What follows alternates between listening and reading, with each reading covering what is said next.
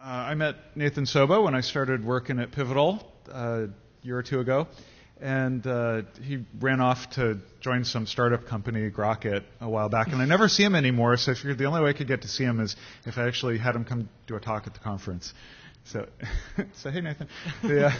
So he's been doing some really cool stuff that I can't even begin to describe to you, so I'm just going to let him explain it. And so here's Nathan Sobo to blow your mind.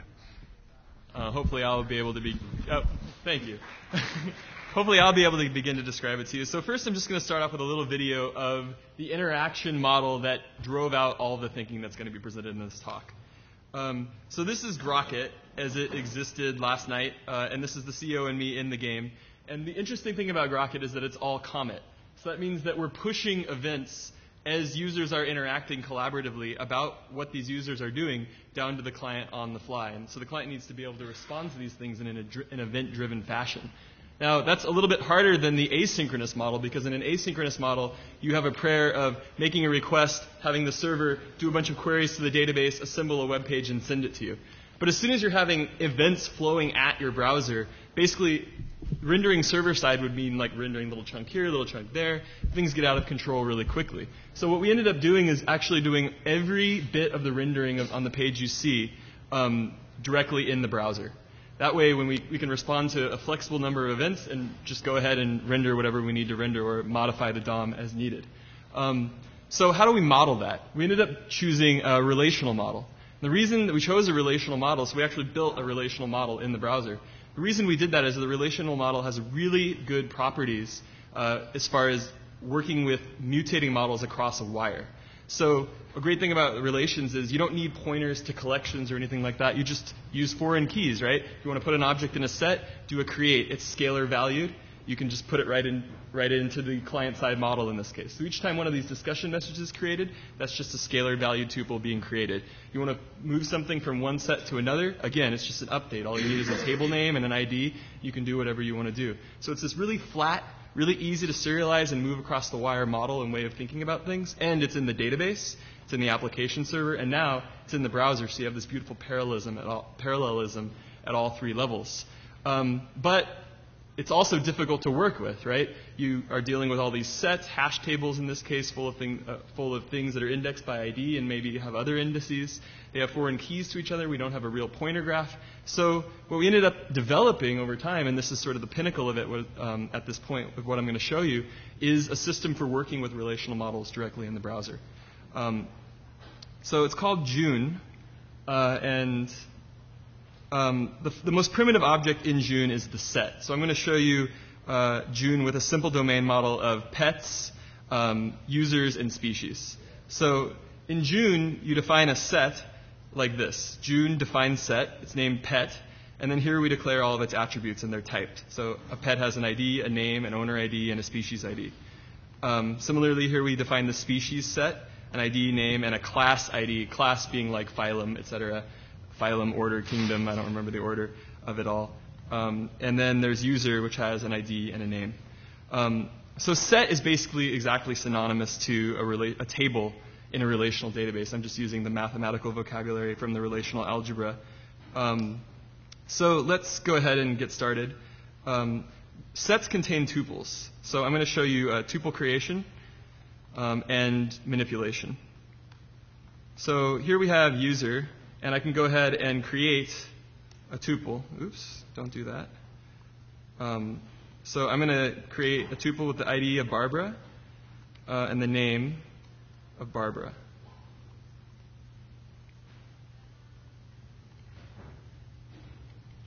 So another nice thing about the sets is that they support things like each. So we could say each user and go ahead and print out user.name. So I'll show you that right now. Uh-oh. Something's already gone wrong. Let's see.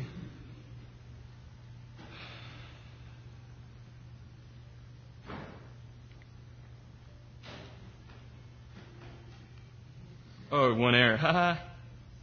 Oh, I know what's up. I have to clear my cookies. This is a bug in Screw Unit. Or the horrible There we go. So there you see that there's already some data preloaded in the user set. And one of those tuples is Barbara, the one I just created. Now, what if I want to update that tuple? So I have Barbara, and it looks just like the jQuery writers. I could say Barbara name, and say it's Barb. And then I'm going to go ahead and print user.name. So I'll print it before, and I'll print it after. Oh, it's Barbara.name.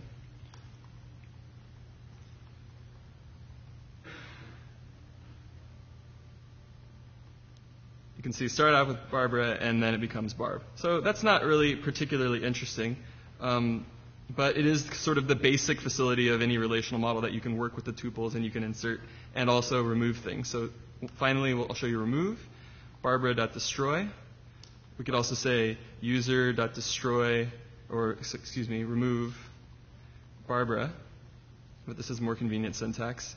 And I'll go ahead and each through and just show you that she has indeed been removed.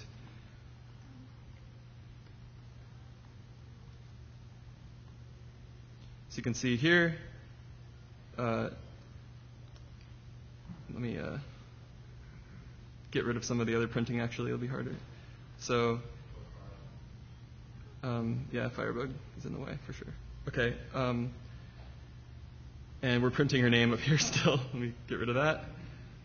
Okay, there. So you can see Barbara's been removed from the set. So pretty basic stuff. The next interesting wrinkle in this that starts to make it look different than your typical relational database is that it's evented. Like you saw on the screen, there's all these events that we need to respond to and change the model or change the view according to the events changing in the model. So what does that look like? So I'm going to show you events on sets. And these are the most primitive types of events. They're directly on the sets themselves. So I can say user.onCreate, or I'm going to say pet.onCreate, or onInsert, excuse me, forgetting my own API. And I'm just going to say print pet.name was born. Now, when I create a pet, so I'll create a pet named Fluffy. That's my mom's dog's name. And its owner ID, I'm actually going to make it belong to my sister, Alyssa. So that's Fluffy. And you're going to see that this event handler is going to get triggered when we create the pet and insert it into that set, unless I made a mistake. So, and there you see Fluffy was born. There's other types of event handlers on sets as well. We can do pet.onRemove. And it's going to be, we'll just say pet died. This is a little bit of an unfortunate piece of the domain model. Destroy Fluffy. But there it is. Fluffy was born and she died in the same breath. So there's another category of events. This is the third, pet on update. And this will be fired whenever a tuple in the set is updated. So I'm just going to say, for start, pet.name was updated. Just say something generic like that. And Fluffy, she's dead right now. I'm going to not do that. Fluffy.name fluffball. And so that'll trigger the event fluffball was updated. Her name is that right now. Now, what if we want to know if there's a particular attribute? We're watching a particular attribute. In Unison, which is the Ruby version of this library that's kind of abandoned now, it was a good source of ideas but won't be going too much further, you could actually subscribe to a signal, which was an event basically on a specific attribute. That isn't built yet in June. But you do have the changed attributes hash. So you can say if changed attributes name, then we're going to want to say something. And in this case, we'll say pet. We'll say changed attributes.name.oldValue was renamed to pet or changed attributes.name.newValue. And run that. So Fluffy was renamed to Fluffball. You can track the changing of attributes. See if I have anything more I wanted to talk about. And of course, let me just show you there's nothing under my sleeve. Fluffy.ownerID, we'll update that to Nathan. And you see it won't trigger the handler. Okay, so there you go. All right. Now, that's just the basics, right? That's the primitives. Sets and tuples is basically no different than just relational tables and records inside of those. To go further, we need to introduce the relational algebra, which is basically nothing new from what you've seen in SQL, just a slightly different look at it. It's actually what the query optimizers compile SQL into when they're going to go and optimize your queries. So the first one I'm going to show you is the selection operator.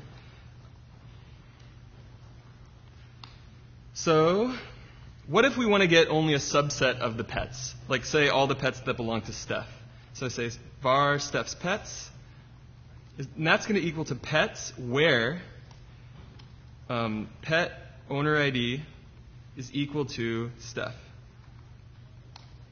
So Steph's pets, now if we're going to each over it,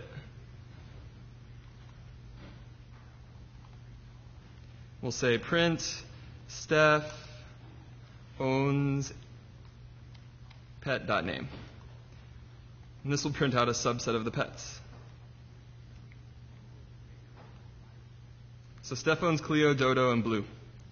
Now this, you might think, oh, okay, that returns an array of pets, but that's not true. It returns an object called a relation. It's the fundamental object of the relational algebra. And all operators in the relational algebra take relations as their argument and return relations as their value. It's closed in the domain of relations. So we can do more interesting things with it, like Steph's pets dot on insert. Just like we can do with the set itself, we can now subscribe to specifically only pets that are part of Steph's set. So we can say something like on insert pet, and now we'll say Steph now owns that pet name. And so we can, of course, insert a pet that belongs to Steph. Let's do that. Pet create Padre, and the name is Padre, and the species ID is cat, and the owner ID is Steph. This one doesn't really matter. I'm going to take it out. Just nice to tell the story. Okay. So that should fire Steph now owns Padre, and there it goes. So that's one way that event could fire, but there are other ways that tuples could actually end up in this selection relation, right? Like, for instance, what if we were to find a pet owned by someone else? And I'll show you that. Print Kifa.ownerID. So let's see. So Kifa is owned by Farb. But what if we do this? Kifa.ownerID and change it to Steph. Steph now owns Kifa. So you can see that this relation is sort of a declarative mechanism for tuning into a variety of different types of events, but they all get funneled to this single point. And that's the beauty of the relational algebra. Somebody else already thought of this expressive way of describing sets. This is just a great way of subscribing to specific events. So the next two operators kind of go together, and they are called join, which everyone that's worked with SQL at all should be familiar with, and project, which everyone that's worked with SQL should also be familiar with, but maybe not in this form. So let's copy the where relation from up here, Steph's pets, down here. And let's say we want to know all of the species owned by Steph, not just her pets. So to do that in SQL, what would we write? We would say select pets.star from species.star from pets. You could either do inner join or you could say species, where pets.speciesID equals, you get the idea, this is all kind of not that interesting. So I'm going to go ahead and use the inner join species on syntax. So the inner join portion of the SQL query is obvious. The join portion is right there. So let's build that part first. So Steph's pets dot join to species on pet.speciesID is equal to species ID. That'll give me every combination of pet and species. It'll repeat it over and over again. And you see that there's this important part of the SQL query, which is that we select only the species attributes. We're not interested in the Cartesian product filtered by a predicate. We're interested only in the other side of that. We're just joining across them so we can perform that predication and find the ones that match up. And then we want to extract out the thing we're actually interested in on the other side. This is a has many through, essentially. And that is projection. Projection basically selects a subset, or returns a relation that defines a subset of the attributes defined on the operand relation. So we're going to project into species. And that would be Steph's species. I'll put it on multiple lines in a second.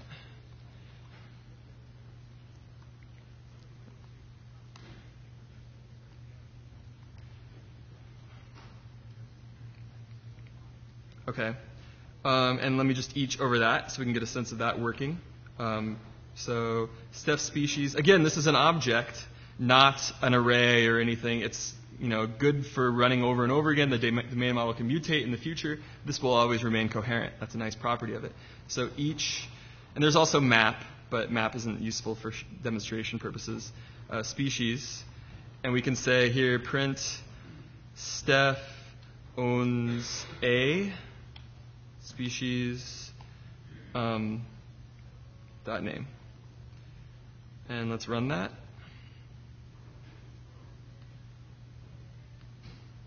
So Steph owns a goldfish, a parakeet, and a dog. So we also can, of course, let me just go through the motions of showing you how you can define an event. So Steph species dot on insert species print Steph.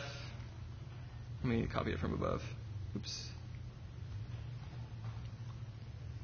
Steph now owns whatever. And so in this case, I'm going to find one of her animals. In this case, Dodo, who's a bird.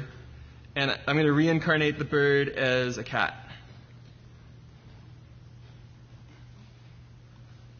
And so you'll see that Dodo changes to a cat, and Steph now owns a cat as well. So again, a variety of different operations may result in that event being triggered. So this is nice. This is a simple API. It's borrowed, by the way, from Errol, written by that man sitting over there, Nick Callan, which is just like, let's take the thing at the core of SQL and build a nice API around it. Eventing is added, is the addition. But the language of building up these relations is nice, but what are we going to do with it now that we have it? So wouldn't it be nice if I could say something like, let me first starting to specify. So wouldn't it be nice, rather than having to build this up fresh each time, if I had a tuple in the system, like I would say var Steph equals, or I'm going to say var Nathan equals user.find Nathan. I've got Nathan. And I just want to go Nathan.pets, pets.each, and iterate over Nathan's pets and just say, Nathan owns or whatever. It's basically the exact same operation from above, but it's hanging off of Nathan, and that makes it more convenient. It's like a has many, basically. What's up? Oh, thank you. And I don't need A. So Nathan owns blah. So we want to define this relation. So if you were in Rails, this would be a has many, and that would be the end of it. That would be all you could possibly express. But there's an operation in June called relates to many. And the idea here is that we're going to name, so this is the pets that I relate to, pass an anonymous function, and from that anonymous function, you return a relation that's going to be evaluated when the tuple is instantiated with its attribute values. So in this case, the pets that belong to any particular user are the pets where pet owner ID is equal to this, right, that being the user himself, ID. So let's see if that worked.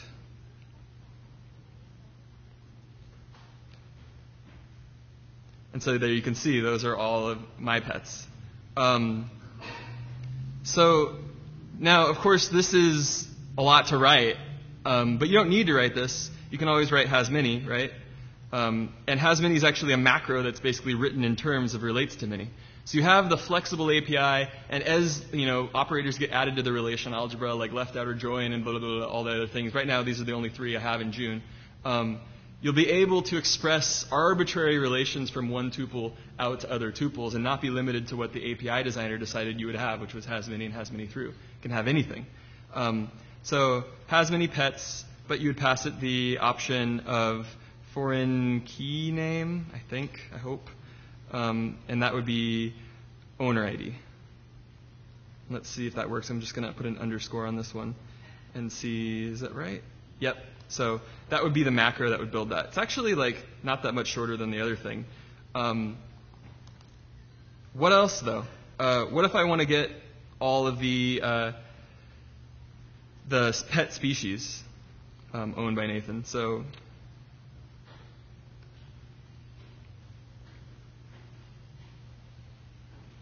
Nathan pet species, each or species. And we print Nathan owns a species.name. Again, this doesn't work yet. We don't have it defined. But to define pet species, go over to user. And again, I can say relates to many pet species. And I return a. Now, what I can do here is I can compose with another relation that I've already defined. So to do this, I might start writing pet.where pet.ownerID equals blah, blah, blah, blah. But I already wrote that. I wrote it right here. And because the relational algebra is fully compositional, I can take advantage of that fact. When I declare this pets relation with has many, I get a field on this tuple called pets relation. Pets itself is a function, so you can call it and get the values back, etc. But this is the actual object that holds all the things that I was showing you earlier. So I can start from here as a starting point and say this.petsRelation.join with species on pet species ID is equal to species ID. Let me put that on a different line. And project into species once again. This is a has many through, and I haven't written has many through into join. I just ran out of into June. I just ran out of time, but this will work. And you can see Nathan owns a dog, cat, goldfish, finch. There's also a detail which is that projections are supposed to collapse duplicates, and that isn't done yet either, but it will. That's just something I didn't have time to take care of. So there is pet species. Now I'm going to do something. I don't have a huge vocabulary of relational operators right now, but already there's places where I can show kind of an example of the power. So say that I'm interested in only the mammalian pets owned by a particular person. So I go back here and I would say Nathan.mammalianpets.each function species print Nathan owns a, or sorry, it's not a species, it's a pet, owns pet.name, and he probably has fur. So to do this, I can also make use of the compositional facilities. I'm going to relates to many mammalian pets.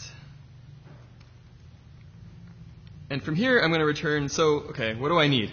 Well, I'm definitely going to need to know the species of the pet, because the species knows what class it's in on the hierarchy of what animals are, the biological hierarchy or whatever. So I'm going to start with the pet species, actually. But pet species isn't quite what I want because it's a projection into species, and I really want to return pets. But that's okay. I need this here.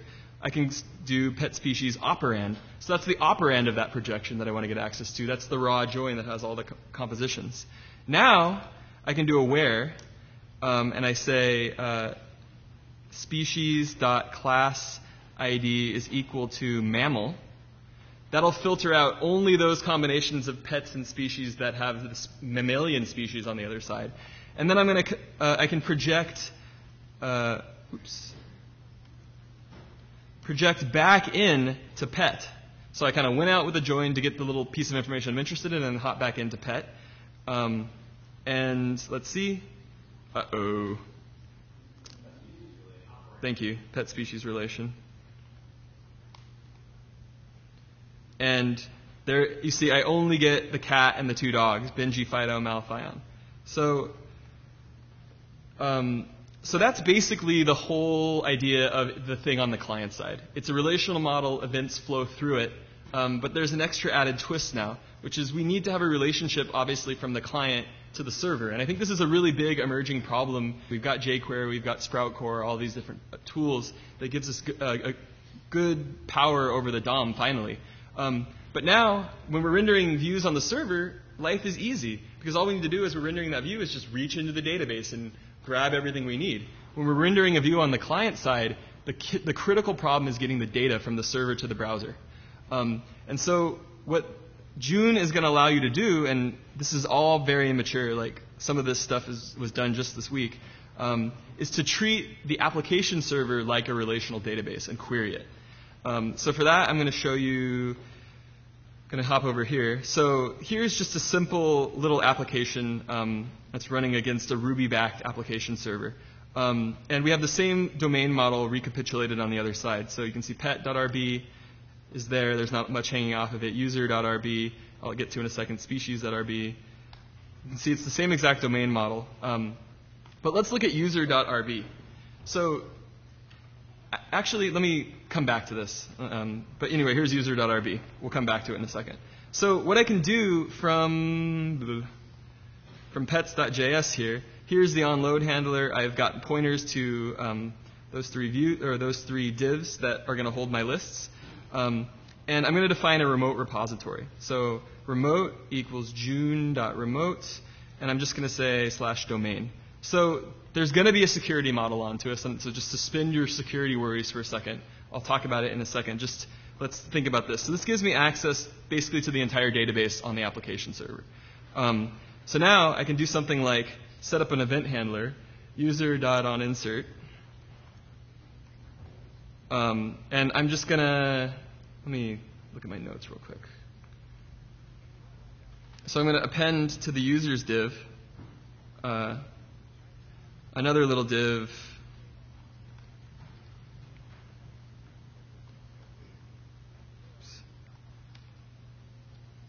with just the username. So whenever a user is inserted into that set, I'm going to fire this event and add the user to the list. Now, how could we insert the user into that set? Of course, we could do user create on the client side, but you're never going to do that, right? Because it's just a web app. All the data is on the server. But what we can do is we can say, hey, remote, I want to pull some relations. In this case, I want to pull the user's relation. And it does it. So what happens here, if we open up Firebug, is we take and translate the relational expression of what I was interested in into a JSON representation of a query. Now, I went to JSON. I think ultimately a more compact representation would probably just be a string form that looked exactly like the API. But I didn't want to write a parser, et cetera. I was in a hurry. So for now, it's JSON. Could be more compact, but convenient to work with. So in this case, I say the relation I'm interested in is a set, and its type is users. And the server will respond with what we've come at GoGaRuCo to call a relational snapshot. And so it's just a JSON thing where it says, here's the users. It's indexed by ID. So here's Nathan. His name is Nathan. His ID is this. Alex, etc. on down the list. And it gives me a snapshot containing all the information I'm interested in having. So I can go ahead and set up handlers for all the other types of things. Let me do that real quick. So this will be pet on insert, species on insert, pet, and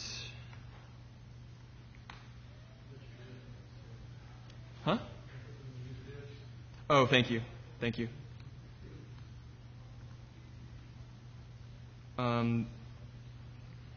Okay, and let's go ahead and, so right now nothing will happen, right? Because I haven't pulled any more data than I originally did.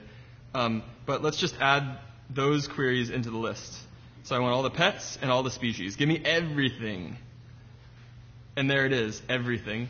But what if I don't want everything, right? Like, for instance, at Grocket, we have a content editor. We've got this huge hierarchy of content.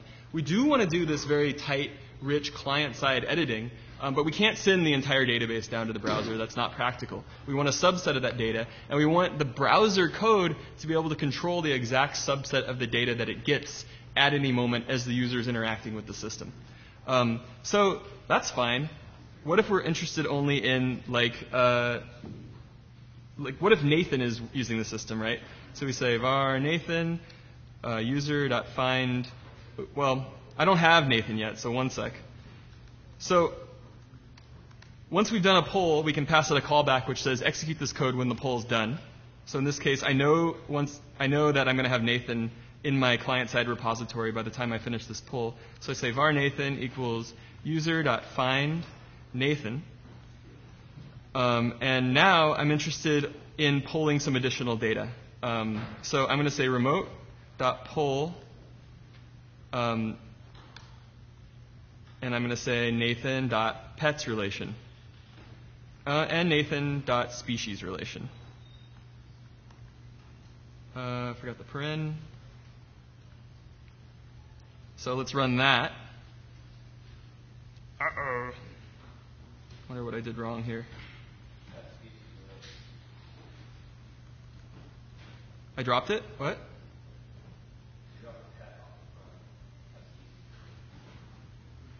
Oh, okay. Oh, pet species relation. Thank you. Like this. Yeah.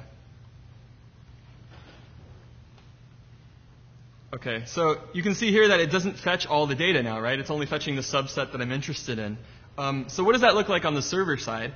Here's the server running here. And you can see as I've been working, it's been executing SQL against the database on my request. So I've cleared the screen. I'll just show you it one more time. And you can see there are the 3 SQL queries that it executes. Now, obviously, this is insane, right? We can't just give the browser access to our entire relational database. That's never going to work. But there's a solution to that. And that is, in this case, I don't need to give the browser access to everything. I only need to give the browser access to things that the user is authorized to see.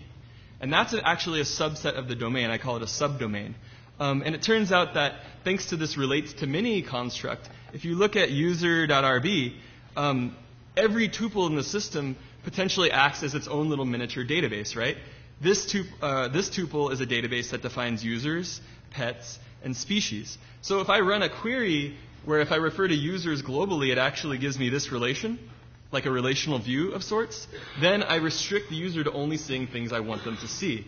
And obviously you can do all kinds of interesting permissions on these things, like whether you can push into them, whether you can pull them. None of that's been really figured out yet, but I feel like it's pretty promising. So here's this sort of miniature database defined by a user tuple.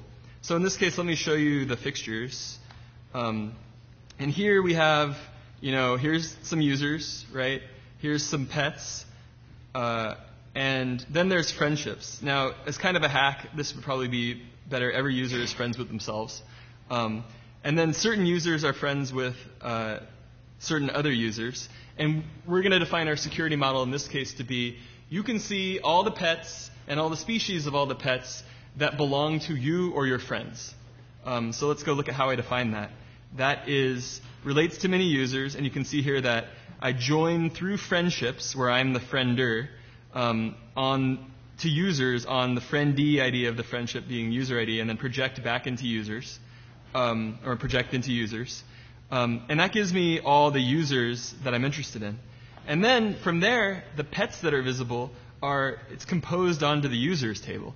So this is all the pets of the users I can see, and all the users I can see are myself and my friends, or are my friends since everybody's friends with themselves. And all the species I can see are, again, a join through the users I can see, which are, by the transitive property of this join, it's restricting me to the domain that I just described. So now let's go back into the JavaScript, and, oh, this is the wrong one. Thanks. And now, rather than connecting to this domain, which is global, I'm going to go to domain users Nathan and get only the things that Nathan's allowed to see. So in that case, let's see. So let's look at it right now. Here is Nathan, Alex, Max, Alyssa, and Steph. I'm not friends with all those people, so when I refresh this, I shouldn't see all of them, even though I thought from the client's perspective I was pulling every user that existed. And so there's a Nathan, Alyssa, and Steph. The pet set is the same because those are all my pets, but again, I could ask about any one of their pets. I'm sandboxed in, and I can't get out of that sandbox. And yet, within that sandbox, I have unlimited freedom in the client to request exactly the data set that I'm interested in. So thoughts for the future, and then I'm probably out of time. I think I'm already 10 minutes over. Thoughts for the future are, right now what we do in our game is we have a very limited domain. There aren't that many objects in the relational model that we're actually interested in at any moment in time. So we actually walk over the entire object graph, compute a snapshot of what everything looks like, and just say, client, here. And then the client looks at the last snapshot it got and diffs it and figures out what all the appropriate CRUD events are. I want that to evolve into something more like this. Remote.subscribe, and then what are you interested in, right? Then use the Comet connection abstractly, and it pushes you the events. But that implies a much more sophisticated server infrastructure than we currently have. And in my little talk description, I talked about the nexus of this and the actor model. And this is really sketchy, so there might be like a hole in it that just sinks it all. But my thought is that every tuple in your system could be a lightweight thread. It could be an actor. And that tuple would have a mailbox on the front of it. And every event that flowed into that tuple about other tuples being inserted so that its relations, right, every tuple defines kind of a set of relations with the outside world that are named. And that's its understanding of what's out there, what the world looks like. And so if its understanding of the world can stream into it one event at a time, it can get a message like, oh, you want to join the game? Stop telling me about the updates from the outside world, right? Stop those relational events. They'll queue up. It does whatever it needs to do coherently. And then it resumes getting all the events, and we have kind of a way of having some sort of sense of global state or global relationships without having genuine global state. Its global state is simulated. It's defined declaratively in terms of relations with the outside world, but it can, not hear about that for a while. And that, the idea is, the ideal vision I have for Grocket is basically it's this relational domain model that's all actor-based. You toss a rock into the middle of the domain, and it ripples out through the domain along declarative lines, eventually hitting the subscribe relationships between the browser and the server, sending events to the browser where it goes through still more event handlers and actually affects the views of the browsers. So that is, for me, an event-driven relational model. Relational databases aren't the end of the relational model, and they're out of vogue right now, but I think we should pay attention to the relational model. It's really powerful and awesome. And I've enjoyed working with it so far. So thanks for your time.